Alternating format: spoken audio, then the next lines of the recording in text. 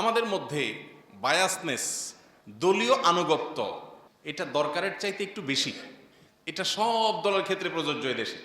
আমাদের অস্থিমজ্জা, আমাদের মনমস্তিষ্কে, আমাদের চিন্তাধারায় এই জিনিসটা কেন জানি খুব স্টাবলিশড হয়ে গেছে, পাকাপোক্ত হয়ে গেছে। আমরা যার ভক্ত হই একটু বেশিই হই, আর যার বিরুদ্ধে লাগি তারও গোষ্ঠী উদ্ধার করি। এই বায়াসনেসটা অত্যন্ত ভয়ঙ্কর বিষয়। এটার ফলে মানুষ কি করে?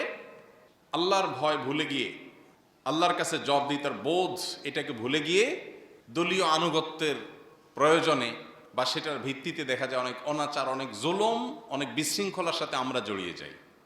কুতর্ক, এমনকি এই যে নির্বাচনকে ঘিরে যে গুজব, অপতথ্য, একজনের বিরুদ্ধে আরেকজনের, এক দলের বিরুদ্ধে আরেক দলের, এগুলোকে আমরা কোনো অন্যায় মনে করি না। এমনকি যারা নামাজ কালাম পড়েন, ইসলাম প্র্যাকটিস করার চেষ্টা করেন, সেই মানুষগুলোর মধ্যে অনেকে এগুলোকে দোষের কিছু মনে করেন না।